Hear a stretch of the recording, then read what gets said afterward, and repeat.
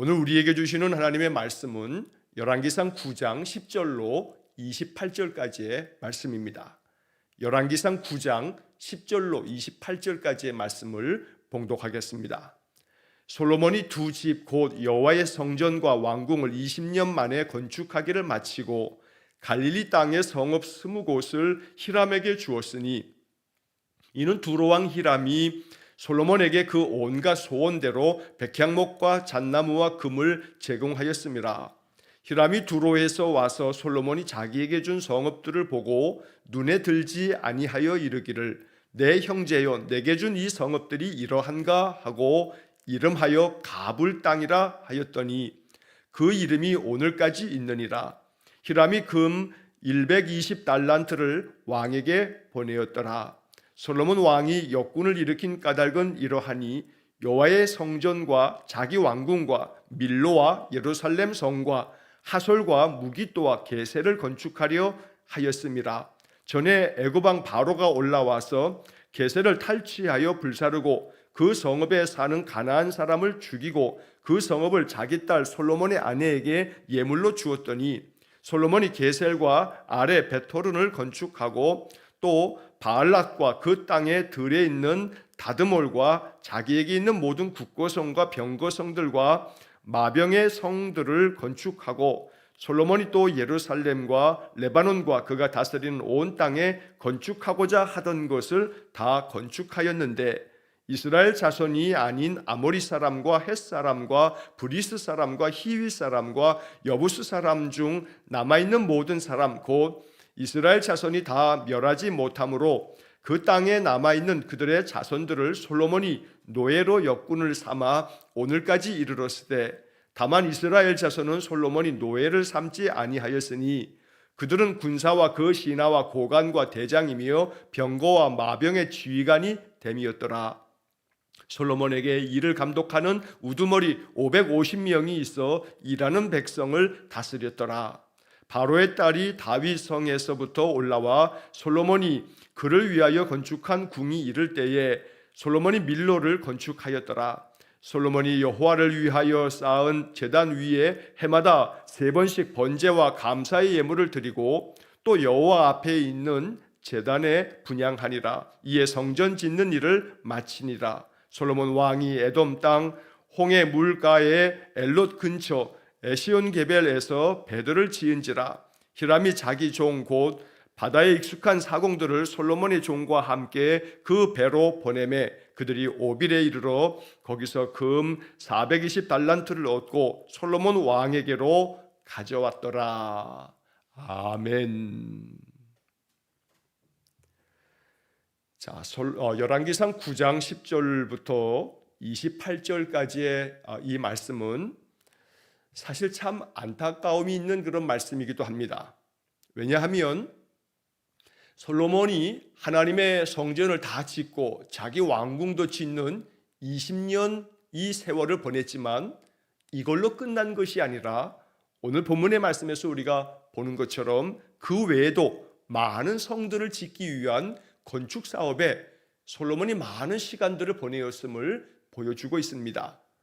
자, 이러한 것들이 왜 솔로몬의 그 사역 40년 통치 기간에 그저 왕궁을 짓는데도 13년, 성전 짓는데도 7년, 이렇게 20년의 세월 반을 건축을 하는데 다 보냈는데 이걸로 끝난 것이 아니라 오늘 본문의 말씀에 19절의 말씀에도 보면 모든 국고성, 병거성들, 마병의 성들을 건축을 했다.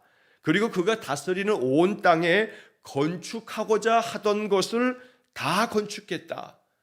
그래서 여러 지명도 나오고 있습니다만 이렇게 많은 건축들을 감당하는 과정 속에서 솔로몬은 백성들에게 많은 무거운 멍에를 씌우고 말았던 것입니다.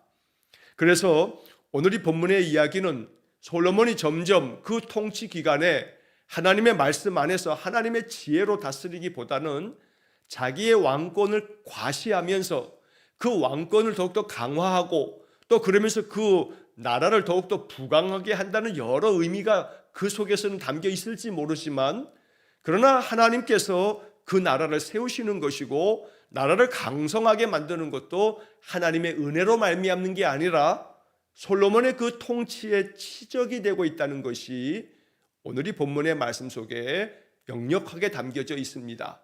그렇기 때문에 오늘 이 열왕기상 9장 10절로 28절까지의 이 말씀들은 앞으로 펼쳐지게 될 솔로몬 왕의 타락하는 그런 모습들을 보여주고 있는 그런 전조 증상들이 되어지고 있는 것입니다. 이 본문의 말씀들을 보면서 솔로몬이 점점 그의 관심사가 그가 지금 마음 두고 있는 것이 여기에 지금 집중되어 있구나 라고 하는 것을 우리가 엿볼 수가 있다는 것입니다. 그래서 오늘 본문을 묵상하면서 우리의 마음 어디에 마음을 두고 무엇에 집중을 해야 할 것인가 라고 하는 문제들도 곰곰이 생각하며 또 묵상하며 기도해야 될 그러한 영적 교훈들이 담겨져 있는 것입니다. 자, 본문 10절의 말씀을 보시면 솔로몬이 두 집 곧 여호와의 성전과 왕궁을 20년 만에 건축하기를 마치고, 자, 20년 동안 성전과 왕국을 건축했다라고 하는 표현이 우리가 지금까지 쭉 열왕기상을 읽으면서 몇 차례 지금 이미 나왔던 구절인 것을 우리가 알고 있습니다. 자, 이렇게 솔로몬 통치 기간이 40년인데 20년 동안에 성전과 왕궁을 지었습니다. 자, 성전 짓는 것이 아버지 다윗 때부터 이어져 내려왔던 유업이니까 7년 동안에 힘을 다하여 짓는 것이야 하나님의 영광을 드러내는 참으로 웅장하고 또 화려하고 아름다운 성전을 지었습니다. 아마도 백성들도 다윗 시대부터 다윗 왕이 필요한 모든 물품들을 다 준비해 놓고 다윗 왕이 허락받지 못해서 하나님이 허락하지 않음으로 말미암아 솔로몬에게 이어졌던 여호와의 성전 짓는 일, 여호와의 법궤를 그냥 아무 곳에나 둘 수는 없기 때문에 성전을 지어서 여호와의 언약궤를 지성소에 두고 그곳에서 하나님 앞에 예배하는 이것에 대해서만큼은 백성들도 마음을 다해서 아마도 그 시작의 7년 동안은 이 성전 짓는 일에 온 마음과 정성을 다 기울였을 겁니다. 그러나 이어진 왕궁 짓는 것은 성전 짓는 것에 거의 2배에 가까운 13년 동안에 지으면서 이걸로 그치는 것이 아니라 좀 전에 말씀드린 것처럼 그 외에 많은 성들을 짓기 위해서 그들이 다 동원되어지거나 또 오늘 본문의 말씀에서는 이스라엘 자손들은 솔로몬이 노예를 삼지 않았다라고 22절에 말씀하고 있습니다만 노예를 삼지 않았을 뿐 이 일에 이스라엘 백성들이 전혀 동원되지 않았다, 이건 아니었던 겁니다. 자, 그렇기 때문에 우리가 나중에 이제 열왕기상 12장 말씀에서 읽게 되겠습니다만 앞서도 한번 말씀드린 바가 있지만 솔로몬 왕이 이제 40년 통치를 마치고 솔로몬이 죽고 난 다음에 하나님께서는 이 솔로몬의 타락함, 하나님을 결국 떠나가 버린 이 솔로몬으로 인해서 솔로몬 다음 세대가 되면 이 나라를 둘로 남북으로 찢어 놓으시겠다는 말씀 그대로 남북이 분열되어지고 말았을 때에 남유다는 솔로몬의 아들 르호보암이 이제 왕위를 이어가게 됐는데 그때 많은 남유다 백성들이 이 르호보암, 솔로몬의 아들 르호보암에게 찾아와서 이야기를 합니다. 우리가 나중에 12장에서 읽겠습니다만 12장 4절 말씀에 보면 왕의 아버지가 우리의 멍에를 무겁게 하였으나 왕은 이제 왕의 아버지가 우리에게 시킨 고역과 매운 무거운 멍에를 가볍게 하소서. 그리하시면 우리가 왕을 섬기겠나이다. 우리의 멍에가 너무 무겁으니 이 무거운 짐을 좀 벗겨주십시오. 좀 가볍게 해주십시오. 이 이야기를 통해서 볼 때에 솔로몬이 이렇게 20년 동안의 성전과 왕궁 짓는 것으로 끝난 것이 아니라 많은 성들을 지으면서 이스라엘 백성들도 동원되었기 때문에 그들의 그 고충이 너무나 심해서 솔로몬의 아들 르호보암에게 요청했지만 그러나 안타깝게도 르호보암은 백성의 소리를 듣지 않았습니다. 솔로몬이 맨 처음에 기브온 산당에서 1,000번제를 드리고 하나님 앞에 요구했던 것은 듣는 마음입니다.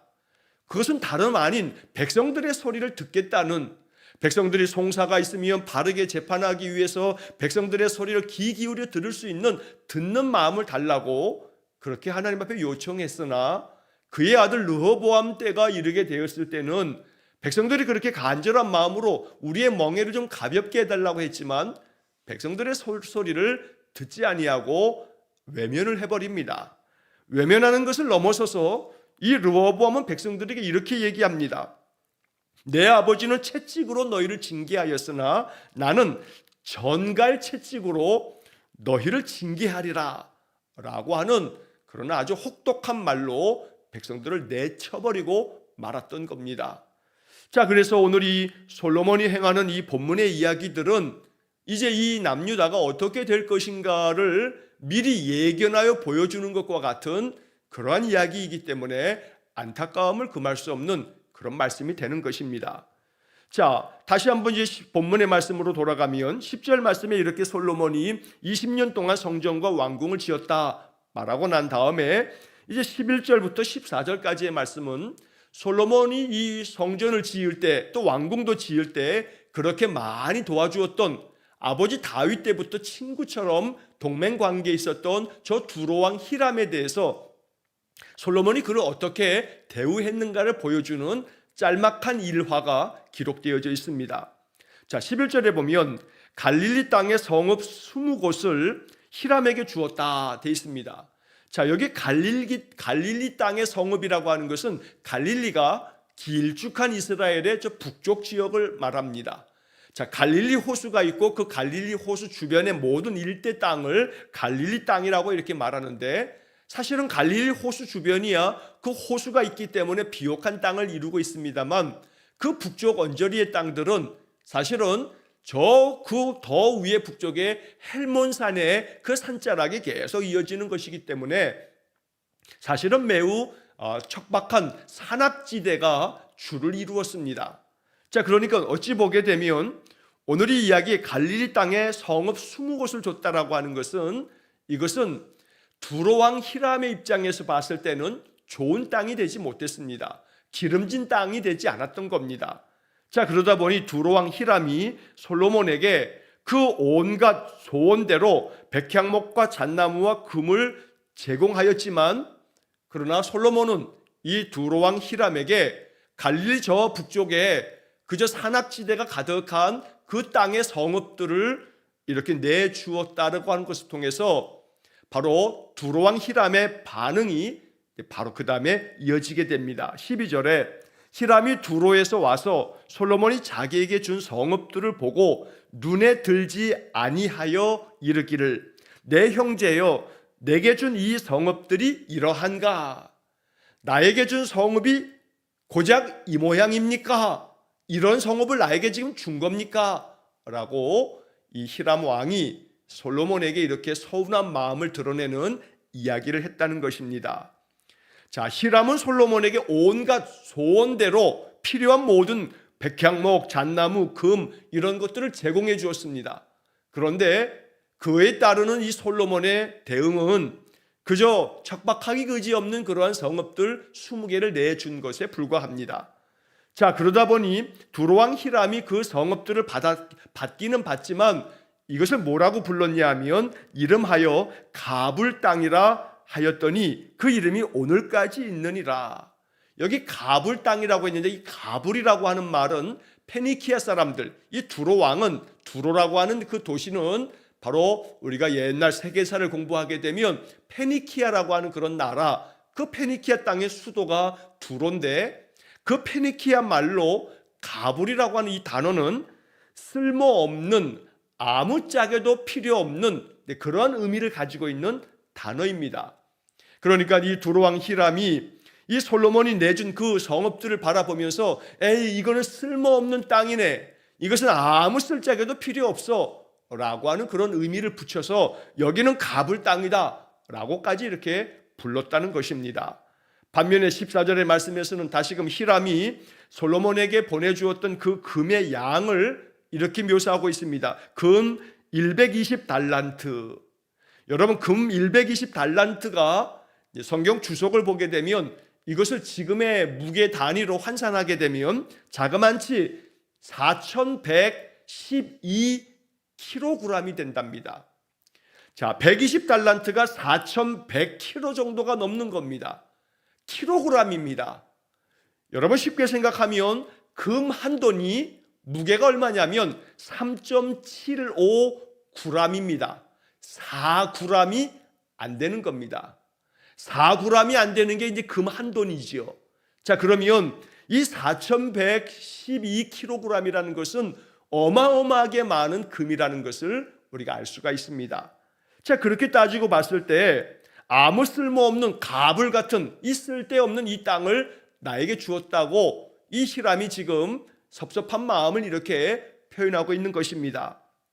자, 여기서 우리는 이 솔로몬의 이 태도와 이 모습이 어찌 보면 오늘날 말로 하게 되면 갑질을 하는 것과 같은 그런 느낌도 드는 겁니다. 히람이 이처럼 금도 120달란트 엄청나게 많은 금도 제공하고 또 성전과 또 왕궁을 짓는데 기둥 역할을 하는 그 큰 제목들, 백향목, 또 잣나무, 또 필요한 모든 것들을 제공했지만 솔로몬이 고작 내준 것은 그저 가불, 쓸모없는 그런 땅에 세워진 성읍들 20개 내주는 것이 고작이었다는 겁니다.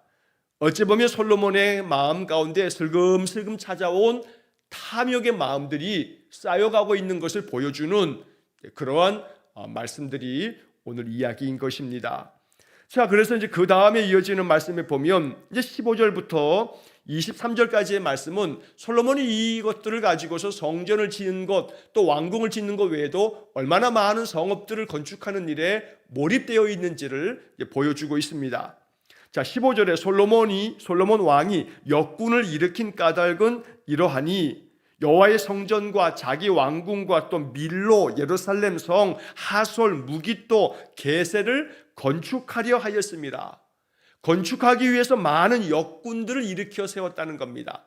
역군이라고 하는 것은 일꾼을 말하는 거죠.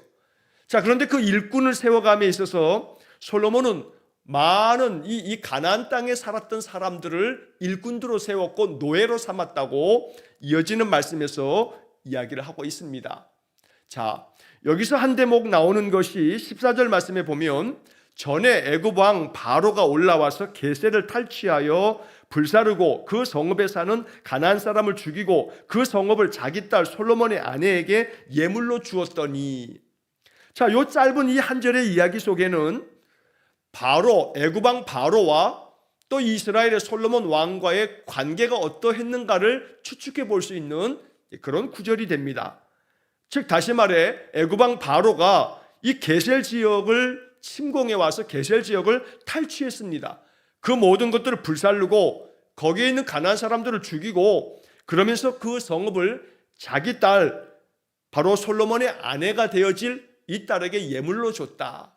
그러니까 어찌 보게 되면 이 솔로몬과 애굽 왕 바로의 딸이 결혼하게 되는 것이 지극히 정략 결혼이었음을 더 확실하게 보여주는 그런 이야기이기도 합니다. 자, 이렇게 되어지면서 게셀을 탈취한 것을 애굽으로부터 넘겨받으면서 이 모든 것들을 다시금 또 성전들을 또 필요한 궁전들을 또 짓고 자기 바로의 딸 그 아내를 위해서도 또 성을 짓고, 그리고 저쪽에 24절의 말씀을 보게 되면 24절 말씀에서도 바로의 딸이 다윗성에서부터 올라와 솔로몬이 그를 위하여 건축한 궁에 이를 때에 솔로몬이 밀로를 건축하였더라. 게셀도 밀로도 그의 아내인 바로의 딸 그를 위해서 이렇게 지어졌다라고 하는 것들을 이야기하고 있는 그런 내용들이 됩니다.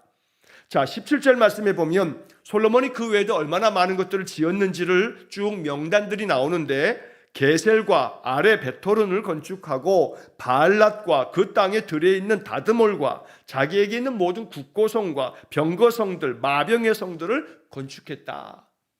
자, 그래서 이런 모든 것들을 종합적으로 이제 19절 마지막 부분에 보면 그가 다스리는 온 땅에 건축하고자 하던 것을 다 건축하였다라고 이렇게 기록되어져 있습니다. 자, 건축이라고 하는 것들을 통해서 나라의 경기가 살아난다, 건축으로 인해서 많은 일자리가 창출된다, 이거야 현대 사회에서 이렇게 건축을 통해서 나라의 또 다른 여러 가지 것들을 이렇게 만들어가는 그런 정책들이 있을 수 있을 겁니다.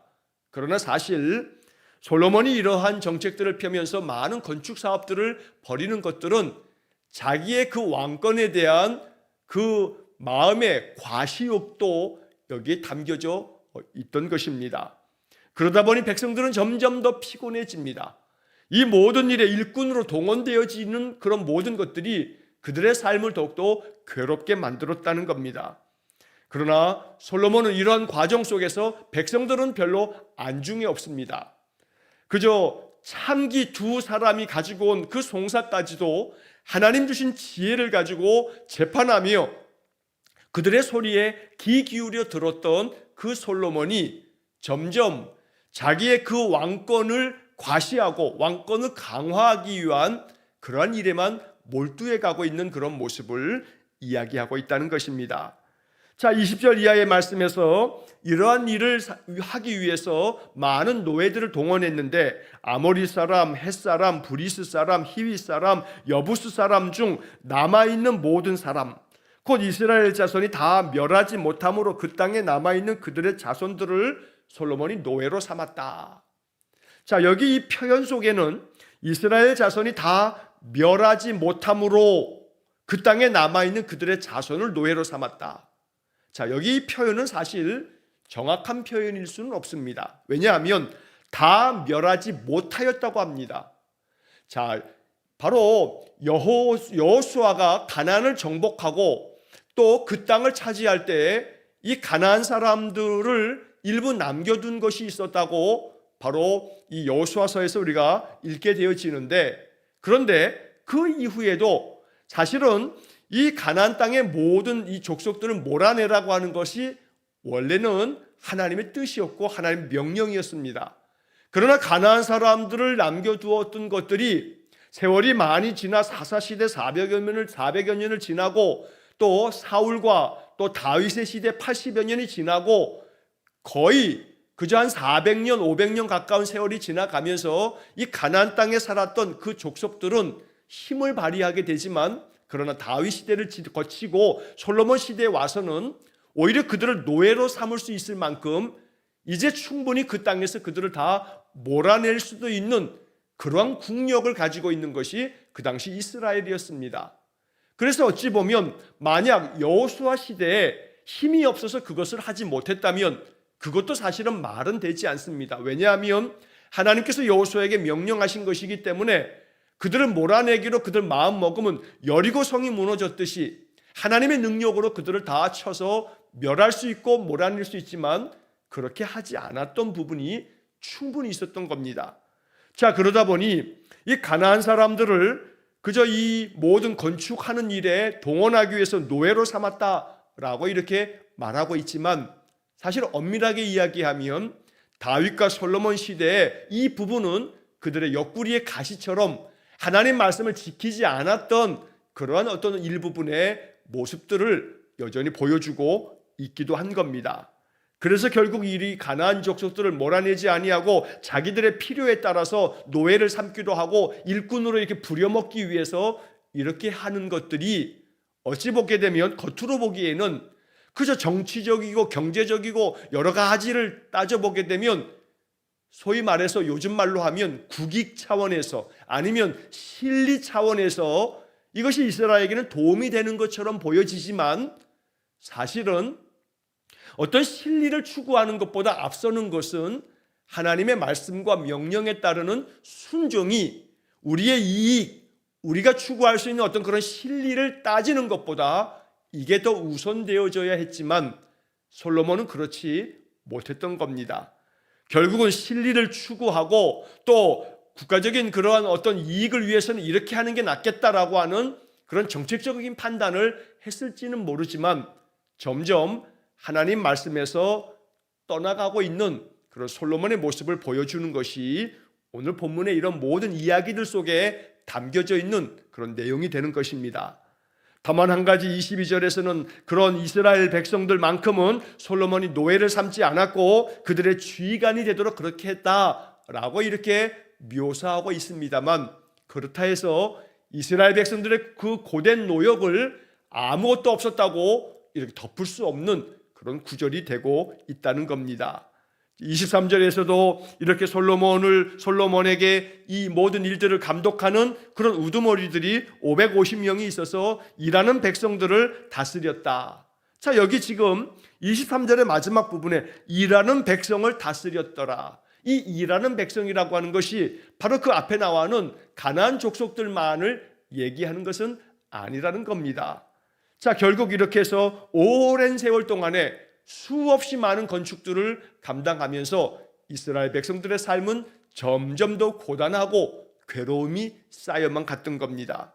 자, 24절 말씀에 보게 되면 바로의 딸이 이제 다윗성에서부터 다윗이 그를 위해서 건축한 그 궁에 올라오게 될 때 솔로몬은 또 이어서 밀로 땅에서 여러 가지 건축들을 또 이어가고 있다고 말씀하고 있고, 이것과 대조적으로 그 다음에 이어지는 25절 말씀에는 이러한 건축에 몰두되어져 있는 이 솔로몬이 그러면서도 동시에 여호와를 위해서 쌓은 제단 위에 해마다 3번씩 번제와 감사의 제물을 드리고 여호와 앞에 있는 제단에 분향을 했다라고 이런 말씀도 적어놓고 있습니다. 어찌 보면 이 25절의 말씀이 참 우스꽝스럽기도 합니다.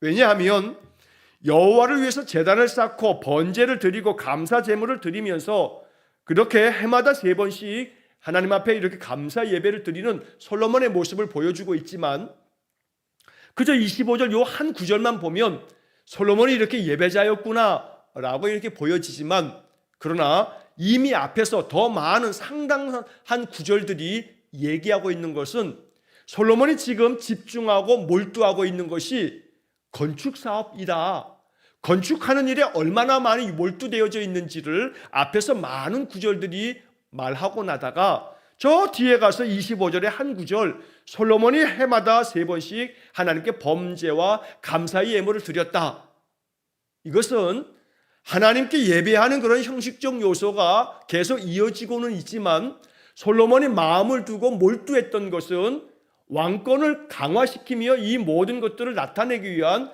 건축하는 일에만 온 백성 동원해서 이렇게 여기에만 집중하고 있는 그런 솔로몬의 모습을 보여주고 있다는 겁니다.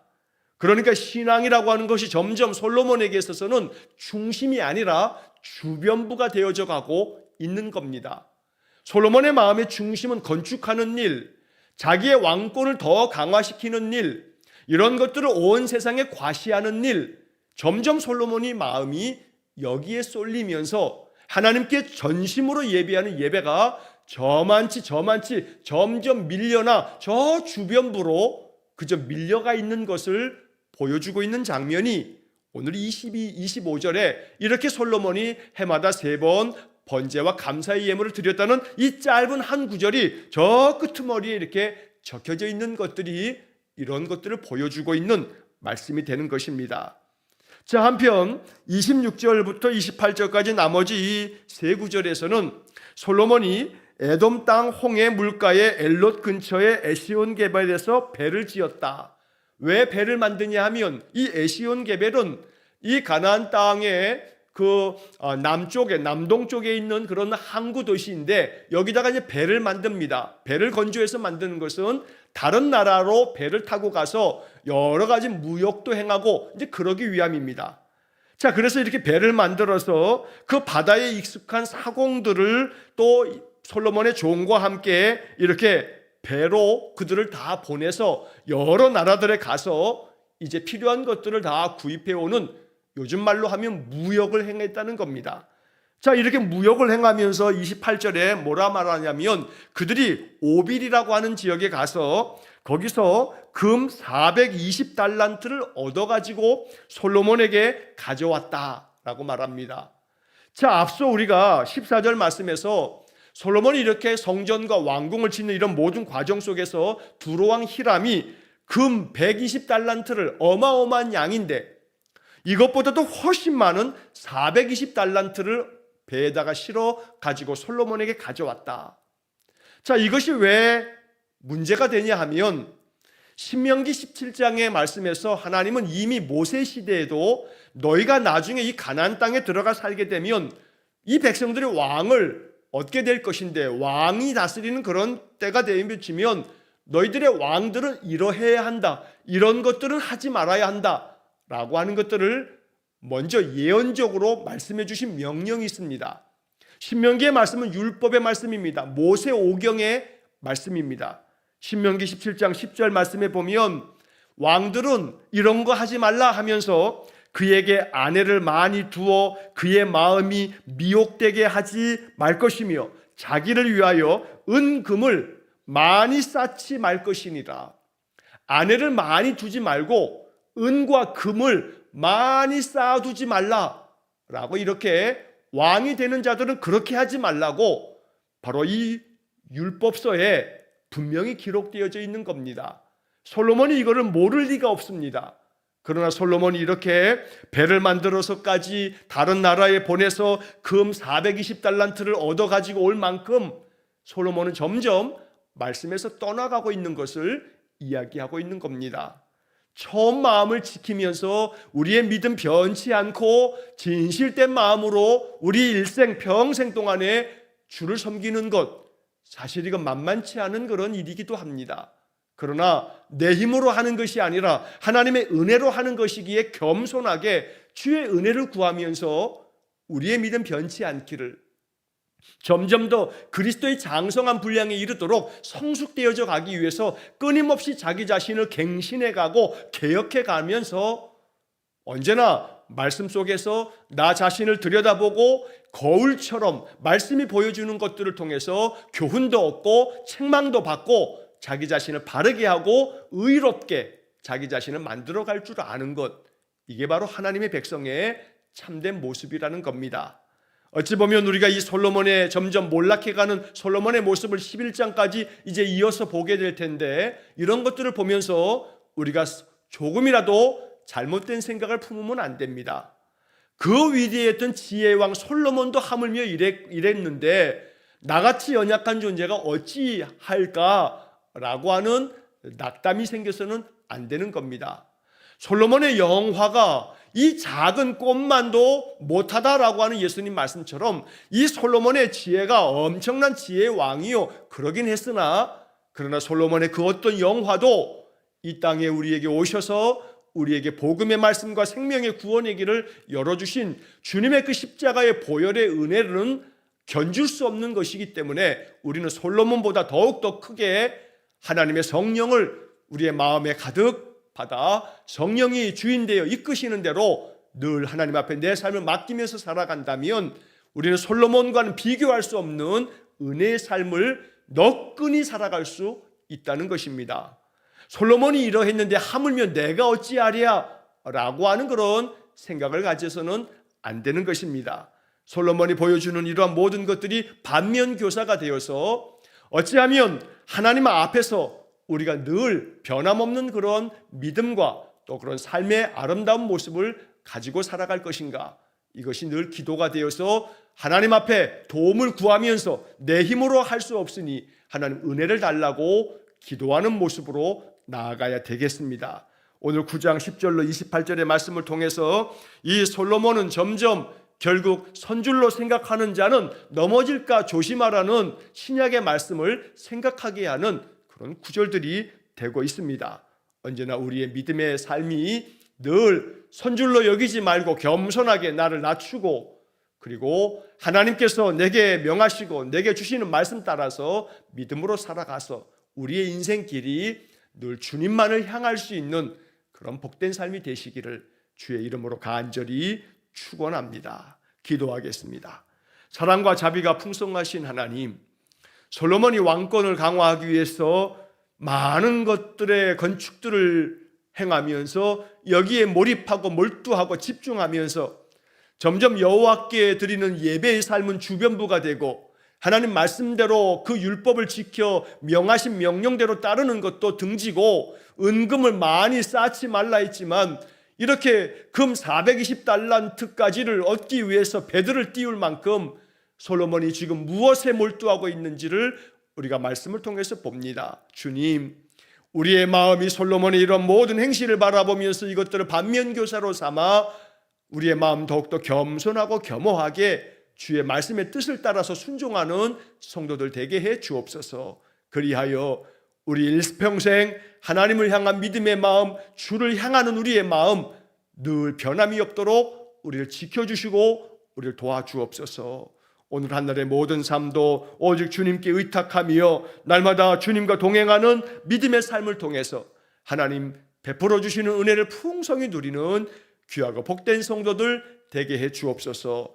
이제 계속되어지는 추석 명절을 통해서 하나님의 은혜와 사랑과 행복이 가득하도록 또한 복을 내려 주옵소서. 예수님 거룩하신 이름으로 기도하옵나이다. 아멘. 우리 구주 예수 그리스도의 은혜와 하나님 아버지의 극진하신 사랑과 성령의 교통하심이 날마다 변함없이 진실되게 늘 한결같은 마음으로 주를 섬기기를 간절히 소망하며 기도하는 머리 숙인 귀한 성도들 위해와 저들 가정과 온 가족들 위해 추석 명절의 모든 기간 동안 하나님의 사랑과 은혜를 더욱더 풍성히 누리기를 소원하는 우리 모든 성도들의 삶 속에 이제로부터 영원토록 함께 하시길 축원하옵나이다. 아멘.